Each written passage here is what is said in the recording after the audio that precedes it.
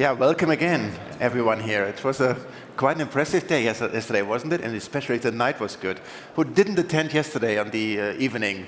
Was there anybody who did not attend? Okay, you feel me much better today than all the others. It was quite a long night, and I stayed until 12. But this is not what I'm talking about. I think it's what we saw yesterday is a few things. First of all, I really liked the keynote from Tim and from others, and the importance of Europe for all of us. And I think he made it quite clear how important Europe is for us, how we should get our act together in the future.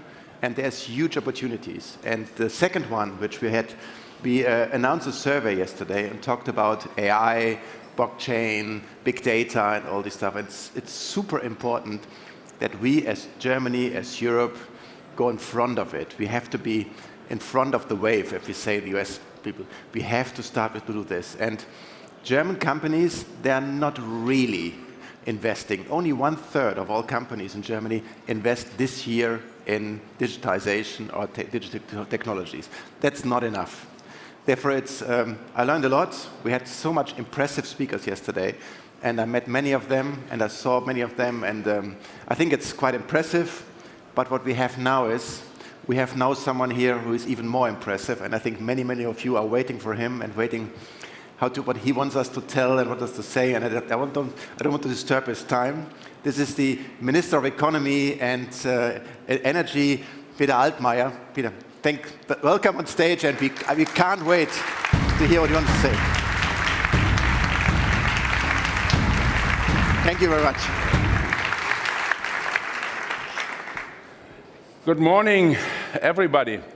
Ladies and gentlemen, dear Achim, it's an enormous honor and a pleasure for me, being a humble member of the German government, Minister for the Economy and Energy, to meet with the digital elite of the planet. I was told you are about 5,000 people coming from 50 different countries and being interested in investing, in producing, and in shaping the future global world. That's important for all of us, because we know that our values, our principles, will remain unchanged today and in the future. And the European model that we have shaped over so many decades, where the dignity of the human being is central, where we have achieved a social market economy that could serve as a global model for everybody. This will remain unchanged.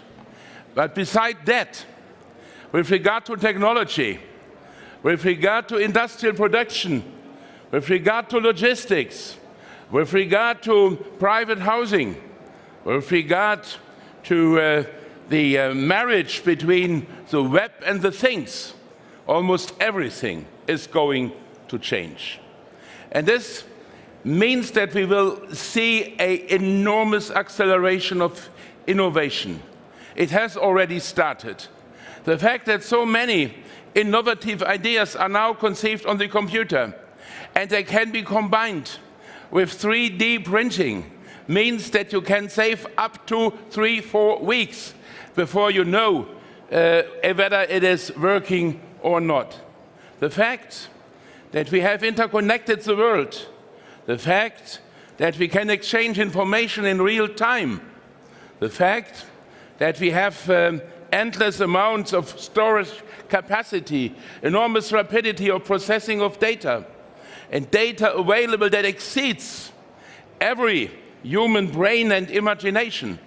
All this means we are living in a world that is quickly changing, and that offers us an opportunity to overcome and to solve some of the most important challenges of our time: poverty, need for energy, fight against diseases, and fight against pollution, protection of our climate.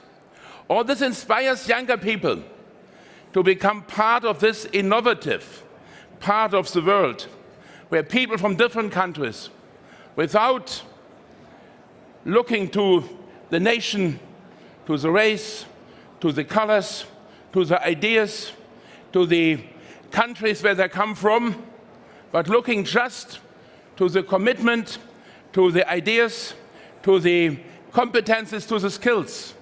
This offers us a unique opportunity. Achim has mentioned how important Europe is in all this. I have tabled a draft for an industrial strategy for Germany and Europe, because I believe that compared to China, compared to the US, compared to South Korea, compared to some other countries in the world, Europe has to unite. Europe has to develop its own vision of how to shape this future. And the good news is, tonight, yesterday night, the heads of states and government, 28 heads of states and government in the European Union in Brussels have agreed to avoid no-deal hard Brexit. This is basically good news for all of us. And the second point is that they have decided to extend Article 50 of the European Treaty for 6 more months. And that means for 6 more months now, not talking in the first place about Brexit or Nexit or Grexit, but concentrating on the real challenges of our world today. And that means AI, that means digital revolution, that means Industry 4.0. And I would invite you to take part in this European debate. The European Council has decided that Europe is going to develop its own industrial strategy, because Europe is a strong player with regard to classical industries. Germany is a strong player with regard to machinery, with regard to so many other key industries, chemical industry, for example, but many others as well, optical industry, medical industry. And we know that in the future, in the nearby future, the machines, the things will be interconnected with the internet. And that will change both worlds, the virtual world of the internet and the real world of the machines. And this is where the challenge lies. And this is where Europe wants to succeed. Europe wants to be a key player in the future as well as it has been in the past. Germany wants to preserve and to develop its industrial capacities. Today, we have 23% of the value of our economy produced in the industrial sector. And we believe this is something that offers us an excellent basis to be part of this innovative process. We will invite younger people from all the world to become part of our start-up community in Berlin, in Munich, in Cologne. Siemens, one of our big worldwide operating companies, is investing a new campus here in Berlin for hundreds and thousands of researchers and developers. And it is our clear-cut intention not to limit our activities just to even more research and more education. This is extremely important, but we want to become better when it comes to the transfer of research results into practical applications. And this is what we have to consider. Autonomous driving using AI concepts. Germany is a country where 80% of the upper-class cars worldwide are produced by German companies in other parts of the world. Mercedes, BMW, and others. But today, 90% of the value is produced in Europe because the cars are assembled in Germany. The parts of the cars are coming from different European countries, from Ukraine, from Spain, from France, from Italy, from Czech Republic, and many others. But if one day the batteries for the e-cars would come from Asia and the platform for autonomous driving with AI would come from the US, from Waymo of Google, then 60%, up to 60% of the entire value would no longer be produced in Europe. And this, ladies and gentlemen, is one of the challenges. The one I have mentioned already is how can we develop the new technologies? And the second challenge is we know exactly hundreds of thousands of jobs will disappear, but even more jobs will be created in this new era of virtual and practical real industries. But for the first time in history, there is no guarantee that the new jobs will emerge where the old jobs will disappear. We are now a world, and this is a wonderful fact, a world where so many countries are competing for new jobs. And we are interested in free and open markets. We are interested in a level playing field. This applies to the Chinese-European relationship, to the American-European relationship, but it applies also to countries like Indonesia and Vietnam. We want to create a single market on this single planet. And in this context, we are going to fight for our competitivity. We are going to demonstrate our capabilities. And therefore, we need you and we need your input. And this is not limited to Europe. I know so many German companies, big companies, are cooperating with startups from Israel. Israel has developed a brand as the country of the startups. So many companies in Germany are looking for skilled people in other parts of the world. And we are now organizing this process. One of the challenges ahead of us is a good digital infrastructure. We have now an auction going on. I do not know yet the result, but it is all related to the 5G network we are going to develop and to implement over the next couple of years. We are willing to extend our fiber networks. We are willing to have better education with regard to the capacities in the digital world, software engineers and others that are needed. But at the same time, we will make sure that a European data space can emerge in Europe, where data can be collected. Many of these data will be available for all of you. Others will be available for companies and for very specific researchers. But it is important to have the data, to be able to process the data, to give access to the data. This is the first thing we have to do. Second, I believe the platform economy is becoming even more important in the future. Because platform economy, if there is competition, if there are different platforms competing amongst each other, then this platform economy is the logic development of market economy in a digital world. Today, when I was a child, I was buying my goods in a small store in my village. Today, my store is the world. I can choose via the internet whatever I want to buy, and if I want to buy it in Hong Kong or in the US or in an African country, I can do it. And therefore, crowdworking platforms, platforms for the distribution of goods, platforms for the exchange of ideas, everything is going to emerge rapidly. And the question is, do we want as Europeans to be part of this platform economy? We are so impressed by Spotify.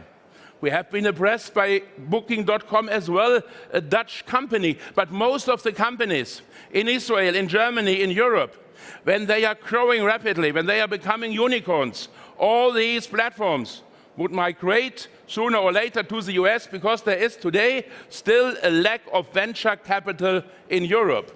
When you need more than 50, 60, 70 million euro, then it is more likely you will find the money elsewhere than in your own continent. And therefore, if we want to attract these companies and to encourage them and to see them growing in Europe, then we have to provide the money.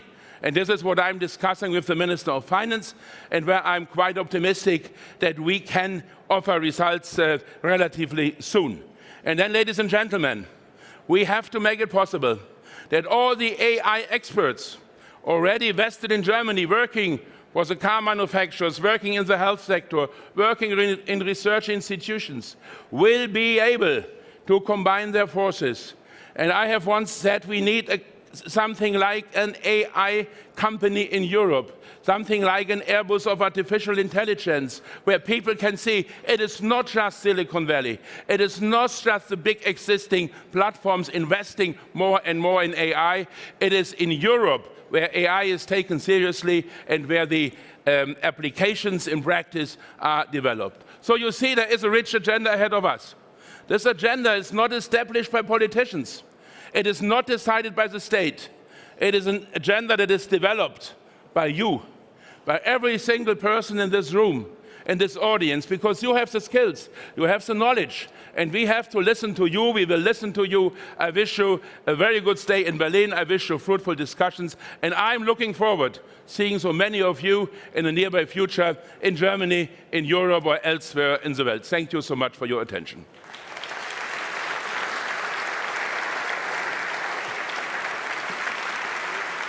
Dankeschön. Thank you, Peter. Gerne. Yeah. This was really this was really impressive. I think during my time in the US, I always asked where you're coming from, and I always said I came from Europe. I never said from Germany, or from because I'm proud to be a European. Yeah. But then I asked myself a question: do you really think all the things happening in Brussels, especially the digital industrial policy, do you think it will change after the election, or maybe after Brexit, or no Brexit, or whatever you call it? No, first of all, what we have to understand, this European Union is something that did not exist 80 years ago. It is entirely new. It is an administration composed of civil servants from 27 or even 28 member states. And it means some processes are sometimes a little bit more slowly, more lengthy than is acceptable. And therefore, it cannot be exclusively developed in Brussels. We have very good ideas, especially for research and development in the European Union in Brussels. I have close cooperation with Moedas, the relevant commissioner. But we have to support European institutions by a fresh input from the member states. And we have a very close Franco-German cooperation. We are cooperating with regard to Industry 4.0 and artificial intelligence with many countries in Europe. Whenever I travel to Vietnam, to Indonesia, to Malaysia, to Singapore, I'm asked about Industry 4.0. And this is a process that has to be organized. And when you compare the role of the state to the role of you, then I would say these two lines at the beginning is the role of the national state and the European Union. And this is your area for action, and this is something that has to be filled by private initiatives and by private proposals. Okay, you think it's, okay, fine, I get it. But another question. It's you. Okay. Another question. I think you talked about the manifesto with France and the AI. Can you be more precise what we're going to do, about how we spend the money and what needs to be done, even from us? Well, we have reserved in our budget some money. Frankly, it is not enough. We have to increase the amount. France has increased the amount, but frankly, it is not enough yet. They have to further increase the amount they are spending.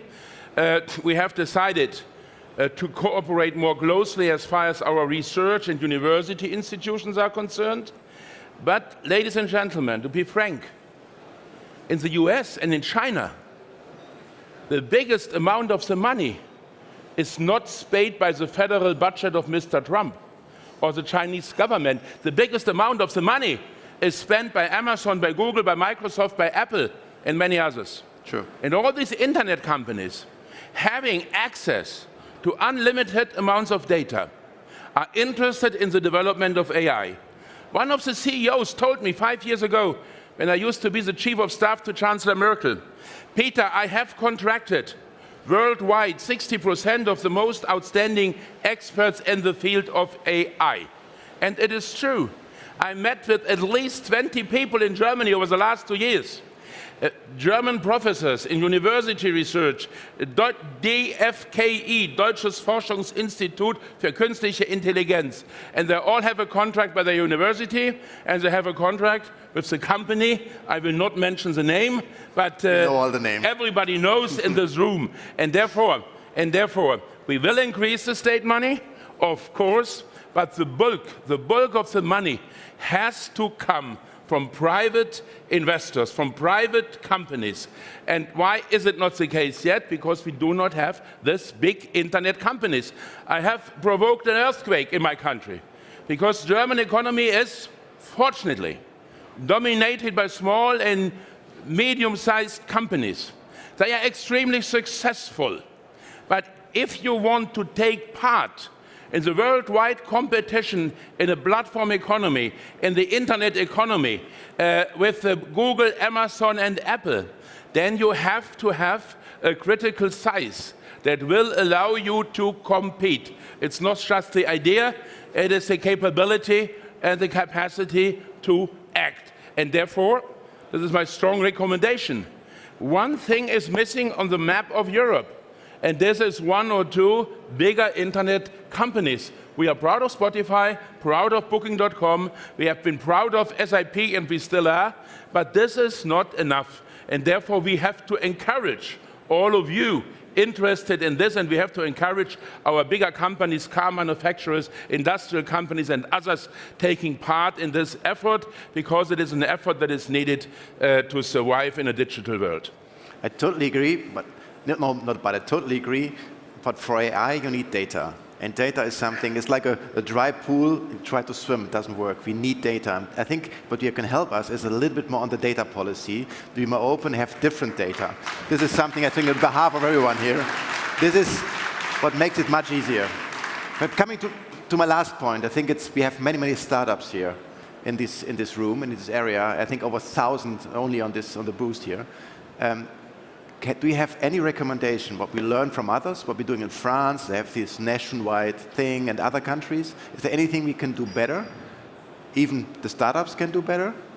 Well, the secret of market economy is that the state will never judge or decide who is better and who is worse.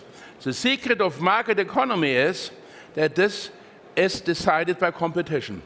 And we have so many startups, and not all of them will survive. Many of them will fail. Failure is not a problem. Failure is not a mistake. Failure is a logic part of a functioning market economy. And therefore, we have to encourage the startup. And we have, for example, the Exist program. We have digital hubs in Germany, 15 of them, or 16. We have a competence center, where we explain AI and Industry 4.0 to small and medium-sized companies across the country. And in this framework, the startups have their place. I have a consulting committee that is called Young Digital Economy, with many outstanding experts in this area. And I'm asking them all the time, what can we do more?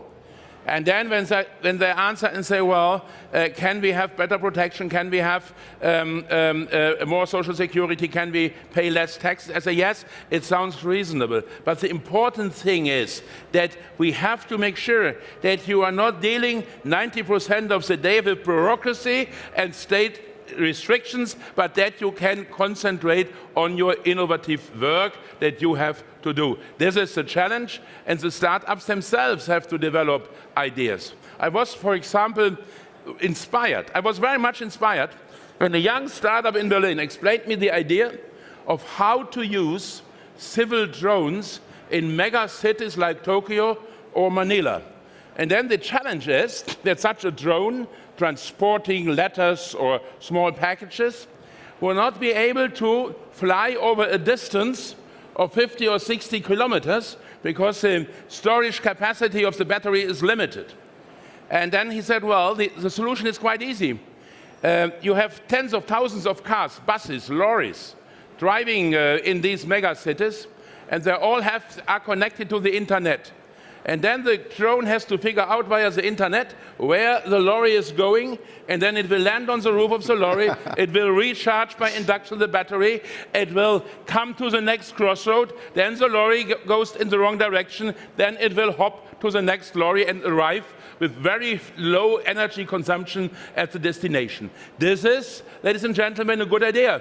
But unfortunately, we have not yet developed the civil drone technology that we would need, and partly because we have restrictions in our state law. And therefore we have a new concept, and you are invited to participate in that. We call it Real Labs. reality labs, and that means we will define a city, or we will define a village, we will define a region, we will define the legal framework in order to make it easier to develop new technologies. Civil drone technology in North Rhine-Westphalia is the competence of my good friend Andreas Scheuer, the Minister of Transport. We will develop also environment technologies, power to gas, power to liquid, synthetic fuels, and many others, and we will all achieve it only when we use the help of startups, of people with fresh ideas, because it has to be innovative or it will not succeed. Yeah, Peter, thank you very much. I think we have tons of great ideas. We have tons of great startups doing really good ideas. You see a lot of them here, and even in Germany, in Europe. What we need to do is give them the ground to grow even farther, or give them the ground to go big quicker, and make it easy for them to be all over Europe. No boundaries anymore in different countries. If we can make this happen, I'm sure we will be very successful. Thank you very much. Thanks for coming. I think we have much more interesting to go. Thank you. Thanks Good for luck. the applause. Thank you. Thank you. Thank you.